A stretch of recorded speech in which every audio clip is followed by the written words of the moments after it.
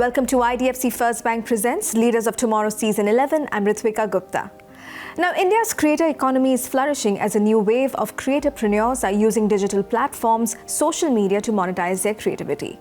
But how can smaller businesses leverage India's creator economy? And what does it take to shape a dynamic landscape in the intersection of art and business? We'll find out today in a conversation with Vijay Subramaniam, Group CEO and founder, Collective Artists Network. But before that, my colleague Srija MS brings you a snippet from the recently concluded World Economic Forum at Davos, where she speaks to three young and enterprising entrepreneurs. Take a look. We are joined in by the members of the Global Young Shapers community, which is an initiative of the World Economic Forum. First, let me go across to Mr. Rossell. The focus has been healthcare for you. How do you especially collaborate with the other the shapers of the community, and what are the kind of recommendations in terms of the recent, which is going to upcoming, the Brazilian conference that I'm talking about? So whether it's upcoming, the kind of conversations that you have with the other community members. So how do you try and put that in work?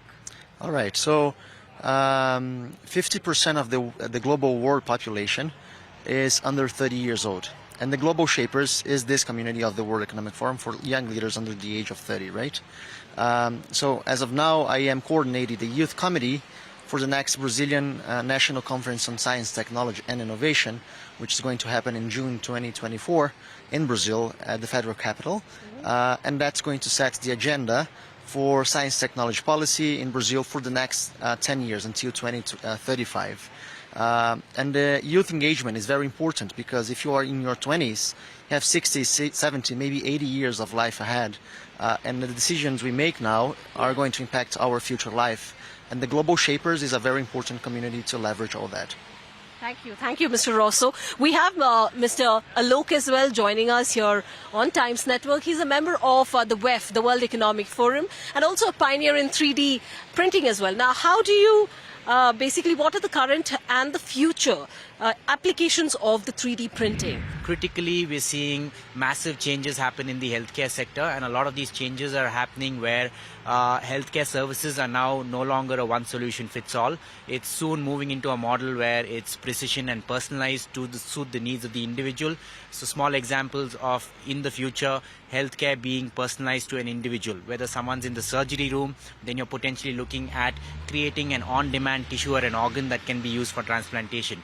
Or as of now, integrating bioprinting into the R&D pipelines of cosmetic labs, into pharmaceutical companies, so they can do drug development much faster. They can completely, for example, eliminate animal testing. So these are opportunities that come with utilizing technologies like 3D bioprinting and creating human personalized tissue on demand, which we've been able to do as a company back home in India. Thank you so much for speaking to us, Alok.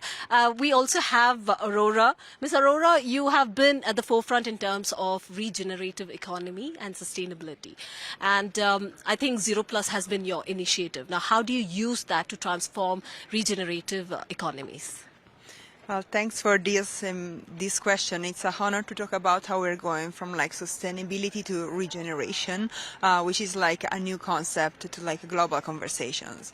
And so we're looking at regeneration and especially finance as a tool to reshape communities, to reshape our society and the environment, because we believe that environmental capital and social capital need to go hand in hand. If you look, for example, at most of the conflicts that there are in the world right now, the reason why this conflict starts is because there's a lack of natural resources, whether it's food, whether it's water scarcity. That's how the conflict becomes war. And we are seeing right now the global turmoil that we're going through. And so we believe that we need to create a new metric that we call the R factor, the regenerative factor, that can help international organizations, private corporations, and NGOs to really understand what can be the impact of any amount of capital that get deployed to solve some of these global challenges. And that was a very quick glimpse of the conversation in Davos at the World Economic Forum with three young entrepreneurs. It's time to now turn our focus to the rise of creatorpreneurs and India's creator economy in a conversation with Vijay Subramaniam, Group CEO and founder, Collective Artists Network. Listen in.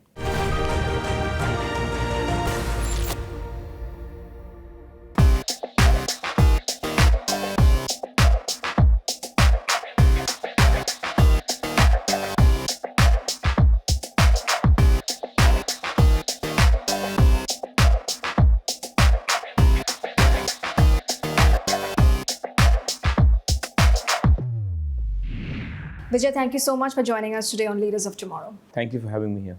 So I want to kick this off, by talking a little bit about what we do here at Leaders of Tomorrow. It's watched by a lot of entrepreneurs, smaller, medium-sized business owners. So if you could tell our viewers, what is it that you do at Collective Artists Network, and why is it important for them to know what you do, and really, how significant the creator economy is in today's landscape. Collective Artists Network basically is visioned to form India's largest creator marketplace. I think the creator economy has been a bit of a buzzword over the last few years. For us, it's all about institutionalizing a very unorganized market. And I think with the penetration of the internet and with the depth of the internet, I think content creation is going to become a little bit easier. I think people are going to have, I do believe that there's potential of creating, millions of jobs by the creator economy per se.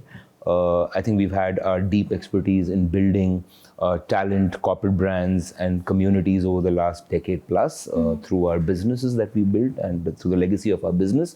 And I feel with the advent of technology, with the advent of scale in technology, I think Collective is placed beautifully to actually democratize the creator economy. So in one line, I'd like to say we're building Reliance for creators. Right. Yeah. Awesome.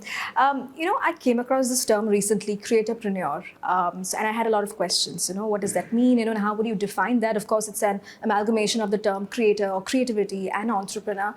But, can anyone become a creatorpreneur, or in your opinion, what does it take to become a successful creator?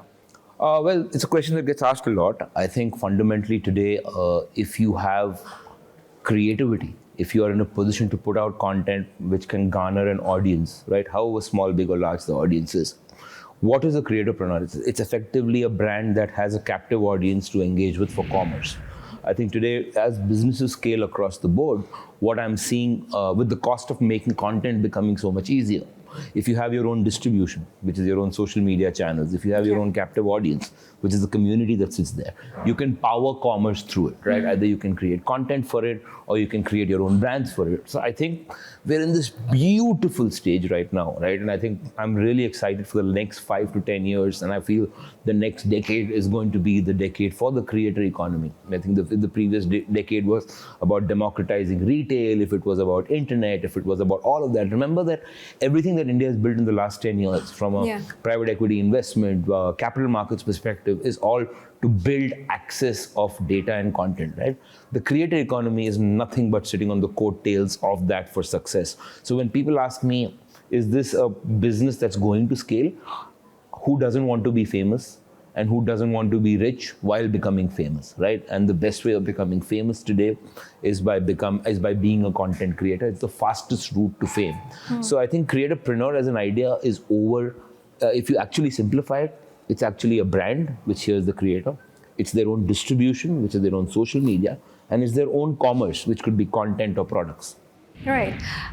So tell me, for our, smaller businesses who are watching our show, they may not have like the budget, to spend on print or, outdoor advertising or TV for that matter. How can they best then utilize or leverage, the power of creators, content creators or micro-influencers, to get their products and brand out there? I think it's happening already. I think the question is it going to happen at scale? That really is the conversation and the question to be answered. I think the best way to do it, and we work with a lot of young businesses, is understanding your audience, understanding who speaks to that audience, right? So the misnomer is, do you have to be today 10,000 people on social media to create impact? The answer may be no, right? You could be somebody who has their own community, like a mother sitting and being hand-holding captive a mom's community of say 800,000 people could be more beneficial to a brand catering to mothers and parenthood and upbringing of children as opposed to somebody larger than that. I think there's a difference between media reach and there's a difference between taking that media to actually convert a sale. I think they're two fundamentally different conversations. So I think today social media influencer marketing is akin to TV spots, right? You're just putting it out there, you're buying reach. I think where eventually things are going to go, and this is the exciting part, I think you're going to have concepts of affiliate, you're going to have concepts of social media, you're going to have concepts of barter-led marketing that's going to really, really scale. So I think as commerce scale, it's happened in China. There's no reason why it shouldn't happen in India, because China is still a very homogenous market as compared to India, which has multiple languages, multiple sort of cultural ethnicities, etc. So I think if you look at it from my point of view, I'm very, very excited to help these small businesses. You could be a small sweet shop in Meerut. Can we utilize a creator there who has a micro community to help you engage more with that? Right. And I think for that, you have to triangulate data. You have to upskill the creator economy. So what we do in Big Bang Social is also we upskill creators. You have to triangulate data, you have to give them skilling, and you have to give them best opportunities. When these three come together, it's a multiplier for small businesses. Right. We're going to take a quick break here. Back in just a moment. Stay tuned.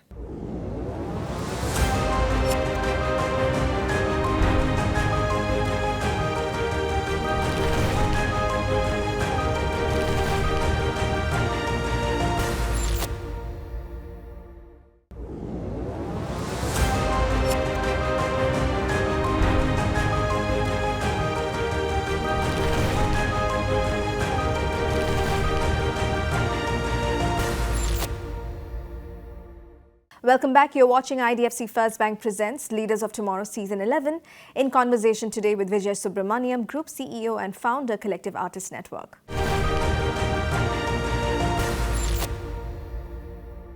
In terms of the formats that are working, what would you recommend? Like, should they go for like short form, long formats? Because that's always been a debate, even with influencers and creators. I think we're moving to a place where in the next few years we're going to be both format and platform agnostic. Right? I think today formats are changing and evolving. Short video, static, text, these are all multiple hybrids that are coming up. I think AI and virtual reality are going to change a lot of things. I think today when you're going to have devices that are going to get built into your day-to-day lives, which are going to help augment all of these things, I think format is something that will change. Just look at the last few years at how many formats have subsequently changed through COVID. Right, it's literally become format agnostic. So I won't double press so much on format, and I won't double press so much on platform. I will double click on where the audience sits. You could have an audience that's sitting on WhatsApp. You could have an audience that's sitting on a text platform. You could have an audience that's sitting captive on video call, right, or anything. I think it's for me, platform is not important as much as the community. And I think what's going to help businesses is targeting cohorts of community. All big brands are built on the concept of community, right? Nike was for athletes, right? Sure. Harley Davidson is for the biker. These are all community-led brands, right? So I think for me, that's where the power lies, right? In actually telling the creator, where does your audience sit? Go deep into that and understand their audience better. Sure. All right. So, and just out of curiosity, and also for viewers who are aspiring to become, content creators, what's the average earning like, for a content creator today? Oh, it's a great question. You could start for as little as 10 lakhs per annum, going all the way to 30 crores a year, depending on who you are. I mean, we literally have all of that in our marketplace. So Big Bang Social has about 2 lakh creators on the platform. And Collective, of course, represents over 400 clients exclusively. So there are varied scales, but the question out there, and my ultimate dream, is to actually improve and be accretive to the economy by actually getting a lot more creators on the fold of monetizing and making this their everyday job. Right? I think that's where the multiplier happens. I think to organize a market, how many people can create employment through this? And my guess is this is going to become 1 million plus in the next 4 to 5 years. And what's our story in that? That's really what keeps me up at night. Right. And just picking up from what you said about monetization, apart from brand endorsements, are there like other ways, they can use social media to monetize content? Yeah, I feel today we're going to have more subscription-led values. I mean, we have a masterclass program that's doing really well for some of our creators. Yeah. I think whether you look at academies, whether you look at affiliate commerce, we are actually getting incentivized for selling products. If you can actually convert your captive community to your own audience and actually launch your own brands, right? Across the board, that's becoming a conversation. I think supply chain, logistics is becoming easier and easier with a lot of infrastructural support that's coming into India right now. Payments is becoming easier, financing is becoming easier. So I really feel that right now, what you all know of the creator economy is influencer marketing. I feel the real multiplier comes in when commerce comes in. And I think that's what you're going to change, or that's what we want to change in the next 3 to 5 years, is how do we move from just a brand paying you for X dollars for one Instagram story or one Instagram post, moving towards more conversion-led conversations of actually product sales and moving commerce, because that value is infinite. Right. I also want to talk to you about your recent announcement about Gruha Collective Consumer Fund. This is in partnership with Nikhil Kamath. Could you talk to us about that and how that's going to be like a game changer in this space? Yeah, interesting. Nikhil and I met about a little over a year ago, and I think my thesis was, how do you build a bridge between the Silicon Valley and Hollywood of India, right? I don't think Bangalore and the startup community and media have spoken in an organized way. The best way for them to talk is actually to build a bridge with capital. Yeah. And I think both Nikhil and I hit off on the idea within 5 minutes of our discussion. So what are we doing at the Gruhas Collective Consumer Fund? We are empowering young startups at an early stage, not growth stage, at an early stage. We are giving them network capital in addition of actual capital, which, for us and our network, what really sets us apart is the barrier to entry of the kind of network we have is very high. It's entry money can't buy, right? It's practically the most influential people in the country, right? From that perspective. So I think what the idea was, once we build that bridge, how do we power young consumer entrepreneurs? The thesis of the fund is consumer first. So we're a consumer fund company. How do we power consumption and scale consumption? Because I think India needs more brands. I think India needs more. Local brands. I mean, fully authenticate and validate our PM's vision of vocal for local, right? And I think India needs a lot more brands coming out of India. And I think between Gruhas and Collective, it's our endeavor to ensure we launch many such. Right. So, Vijay, just give us a sense of, what are the kind of conversations that are taking place, when a brand comes to you, with a problem, what is the kind of problem that they're trying to solve, and the kind of solutions that you're offering, in terms of using creators to get, their brands out there, can you just talk to us about that? Yeah, so I think today marketing has fundamentally shifted, right? I think gone are the days where marketing was all about a television ad or a hoarding, right? I think that's progressively shifted with the amount of spends that are shifting towards digital. Yeah. Even in digital, there's a change, right? It's not just about performance marketing, etc. I think today the toughest problem a brand has is salience, right? I think the consumer today is answering the why, right? Which is not what he wants to buy or how he wants to buy. Why should he buy a product? I think you need to create a lot more stickiness today with the modern day consumer. The young Indian consumer is value conscious, but is also purpose conscious, right? Sure. So when we talk to brands nowadays, we are saying, guys, let's be clear. I think the old methods of advertising is dead, right? I think brand building is not about media buying anymore, not about a big creative agency anymore. If you really want to actually activate your brands and have meaningful recall with consumers, is how are you impacting their daily culture, right? What do they eat? What do they watch? What do they see? And not just be present there. Talk to them, because traditional media is all about showing you. Now, media is not about showing you, media is actually about talking to you. And I think that's what the creator and the content economy does well. So from a collective standpoint, when we go to brands, we tell them, listen, we're not here to solve for putting up a hoarding on Juhu, or we are not here to buy an ad spot on the IPL. We are here to actually solve your problem statement of how can you be relevant in modern day conversations in amongst pop culture. Right? And that, unfortunately, I don't think many. I think it's a unique skill that we have as an organization, because I think a lot of the older guard at advertising is kind of still flipping to this model. Sure. And for us, it's absolutely clear that we are solving brands' relevance. It's literally like you want to be cool to your consumer, you want to have stickiness with your consumer. It's not a spot that's going to get that. It's going to be actually something curated for that consumer, and that's where we kind of come in. So you've been in the business since 2009. How have you seen the space evolve over the years? I think it was very, very unorganized. I think it was very, very, for the lack of a better word, very promoter-led, very mom and pop shop. You wipe the face of the company and the company disappears. I think I still think it's that, but I think what I'm trying to do at Collective is basically institutionalize this, right? I think 10 years, 15 years, 20 years from now, if for some reason I'm not here doing this, I think the company should stay on. I think that's how big businesses are built. It's built by institutional capacity. That's what William Morris has done in the West, Collective Artists Network, Creative Artists Agency have done in the West, IMG, some of the larger players in my business have done that in the West. So I think for me, the big revolution has been how we've been at the front end pioneering end of institutionalizing this very, very disorganized, unorganized business. Trust is low in the business. Transparency was low in the business. Corporatization was low. Who do you talk to? Is it the right source? Are you getting the right information? Everything was a problem, right? It was literally what I would say a very disorganized, non-transparent trading business, right? I think for me to make that into an institution, to corporatize it, by bringing in best practices from adjacent industries and best practices from other places, I think really, really has helped me institutionalize this place. So for me, I don't think we're there yet. I don't think the industry is there yet. So if you ask me, Vijay, what are you trying to do? I'm trying to create, literally, on my learnings in the last decade and a half, India's first institutional player in the creator stroke talent business in the history of this country. Fantastic. And finally, one piece of advice for all the creatorpreneurs out there, content creators out there who want to get into this space. Numbers are a myth. It's important, but numbers are an outcome.